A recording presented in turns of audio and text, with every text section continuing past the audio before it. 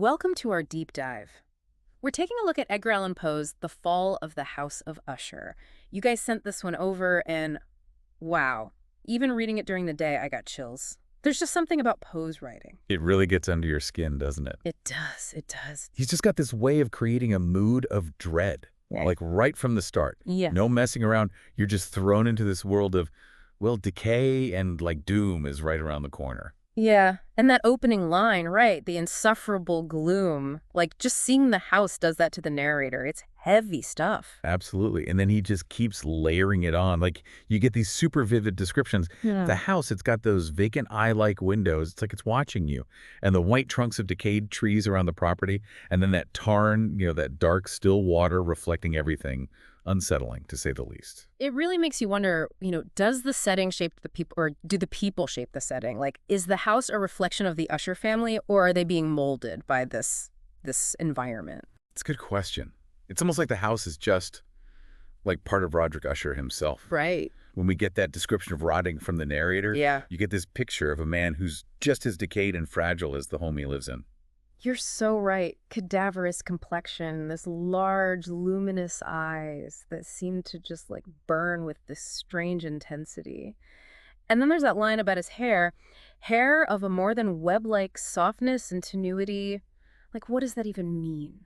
It's like he's fading away, becoming more like, I don't know, like a ghost than a man. Yeah, it's almost ethereal. And then you've got his mental state to consider.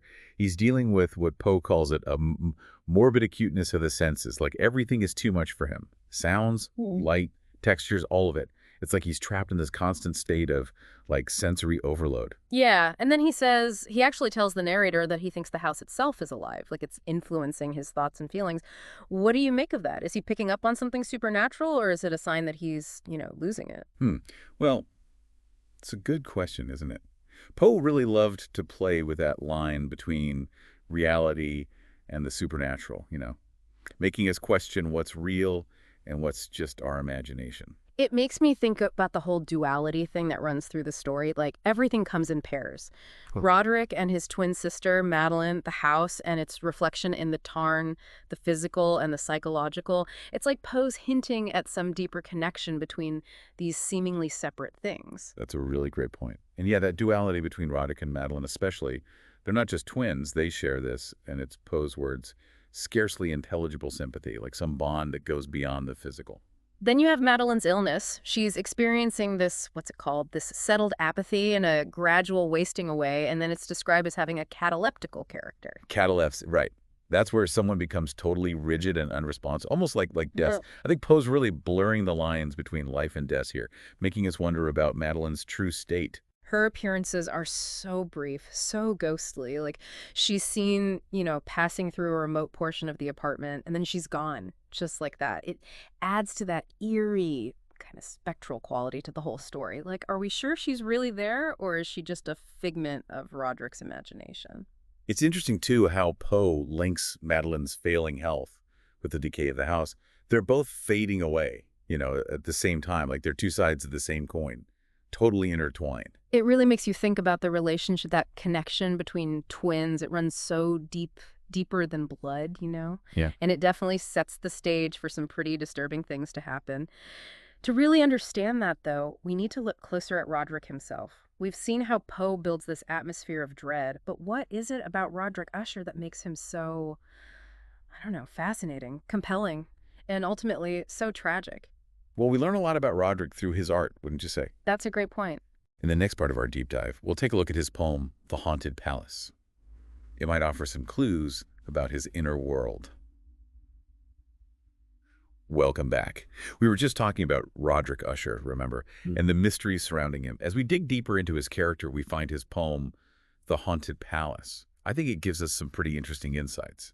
Yeah. Last time you used the word allegorical. Right. And that's a really good point. Poe loved to use allegory in his writing.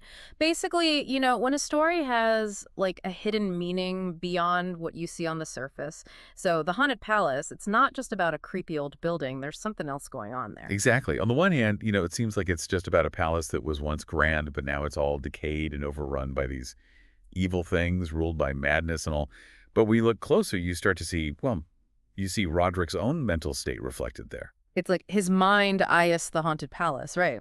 Filled with all these dark thoughts and emotions just swirling around. And just like the palace in the poem, Roderick's kind of crumbling, losing his grip on sanity. On the imagery, wow. Poe uses some incredibly vivid and disturbing imagery in this poem. Vast forms that move fantastically, and a hideous throng rushing out, laughing but smiling no more. It's really a vision of chaos and madness, mirroring what's happening to Roderick. It's like the poem is foreshadowing what's going to happen in the story, too. Like the palace falling apart. It seems to predict the fate of the Usher family and the house. It's like Poe's giving us a glimpse into Roderick's subconscious, showing us the darkness underneath. Yeah. Remember, Poe was really fascinated by the darker side of human nature. He explored madness, obsession, the disintegration of the self in a lot of his work. The Fall of the House of Usher is like a perfect example of this. What's really striking is how the poem affects the narrator. He's clearly disturbed by it. He calls it, what was it, wildly importunate. And he mentions the tone of solemnity in Roderick's voice when he's reciting the poem. It's like the poem itself is some kind of warning, a sign of bad things to come. It's a good point. And it also reinforces that idea that the house isn't just a building. It's like a symbol of the Usher family, their past, their psychological state, everything. The poem makes that connection really clear, Yeah. describing the palace as if it's a living thing. It's got eyes, a heart, and now it's all corrupted by madness. Okay, so we've got this really creepy poem. It's a reflection of Roderick's mind. It's foreshadowing what's going to happen in the story. But then things get even darker when Lady Madeline, well, she seemingly dies from her illness. And Roderick, instead of, looking for help or comfort, he decides to entune her. Well, temporarily, he says, right inside the house. This decision, it's driven by superstition, sure, but it's also his mental state, which is just deteriorating. It sets off a chain of events, and it seals the fate of both twins. That description of the vault where they put Madeline, pure Poe. It's this small, damp chamber entirely without means of admission for light, and it's at great depth, immediately beneath the narrator's room. It's almost like a physical representation of the darkness and despair that's eating away at Roderick. And the fact that they entomb her in the house instead of burying her in the family cemetery, it just adds to this sense of isolation. This morbid fascination with their own family line. They're so cut off from the world, physically A&D, emotionally. And there's that detail about how Roderick and Madeline look so much alike, and it gets even stronger as Madeline gets sicker. Yeah, it's like they're mirroring each other. And it hints at this deeper symbolic connection between them. They're not just siblings. They're like two halves of the same whole, two sides of the same psyche almost. It's like Madeline represents that part of Roderick that he's repressed, the dark emotional side he tries to keep hidden. And entombing her, it's almost like he's trying to bury those unwanted parts of himself. That's interesting. That actually lines up with Poe's exploration of the psychological idea of the shadow self. The shadow, like Carl Jung talked about. It's those unconscious parts of our personality, the things we reject or repress. So Roderick entombing Madeline, it could be like a symbolic act of him trying to repress his own shadow self. Exactly. And as we know, repression doesn't really work. What we try to push down usually comes back to bite us.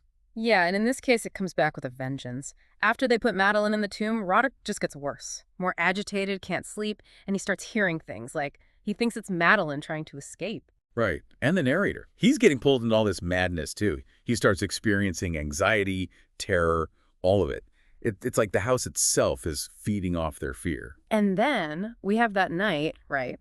The storm. The boundaries between reality and imagination, they completely break down. They do. In the last part of our deep dive, we'll revisit that terrifying climax. We'll see how Poe uses sound, imagery, and psychological suspense to craft one of the most memorable endings in literature. So we left off with Roderick losing mind even more, and the narrator, well, he's getting sucked in too. And then there's that night, that storm, everything just explodes. Right. And Poe is so good at building that suspense, using the storm not just as a physical force, but also a symbolic one. Yeah. You've got the wind howling, rain's coming down hard, the house is creaking, and inside, same thing. But then in the middle of all this chaos, there's this weird light coming from the house. It's described as this faintly luminous and distinctly visible gaseous exhalation. Right. Is the house glowing? It's almost like there's this, unearthly energy coming from it.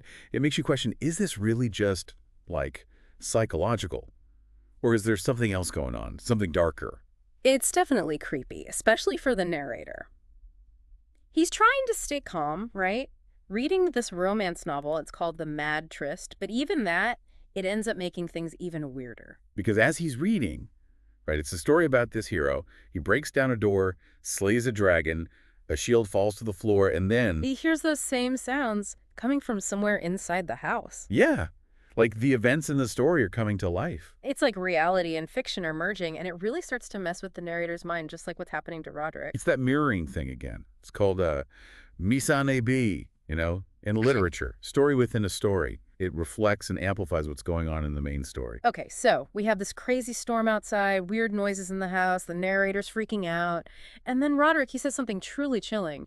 He confesses that he thinks he buried Madeline alive. He's completely lost it at this point, consumed by fear and guilt.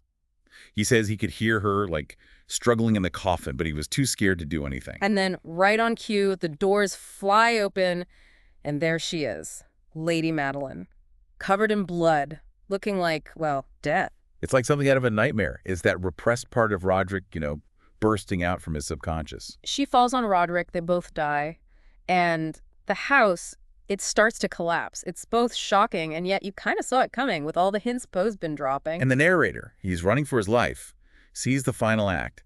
The house splits apart, sinks into that tarn, and all the Usher family secrets, they go down with it. Just gone. It's like this powerful image of a family, haunted by its past, just being completely wiped out. The ending, it's what makes this story so great. It leaves you with so many questions. Was Madeline really there? Or was it just Roderick and the narrator losing their minds? Did he really bury her alive, or was it just his guilt messing with him? Exactly. Poe doesn't give us any easy answers. He wants us to think about it, to feel uneasy, and to see how complex it all is. And that's why The Fall of the House of Usher is such a powerful story, even today. So as we wrap up this deep dive, what are some of the things we've learned? We've talked about fear, madness, isolation, and how dangerous it can be to push down your feelings. We've seen how Poe uses symbolism, those vivid images, and just gets inside your head with this psychological suspense. We've seen how your environment can actually change how you think and feel, how art can be like a window into someone's soul, and how easily we can lose track of what's real and what's not. But maybe the most important thing is that this story, like all great stories, it stays with us because it speaks to our deepest fears. It makes us look at the darkness inside ourselves and realize how fragile our own minds can be. The Fall of the House of Usher is definitely a story that sticks with you. It makes you think about the power of the mind, what happens when we're isolated, and the mystery of the unknown. Thanks for coming along with us on this journey into Poe's masterpiece. We hope you've learned something new about this creepy and amazing story. And maybe as you go about your day, you'll see the world a little differently. Who knows what secrets and shadows are hiding just beneath the surface?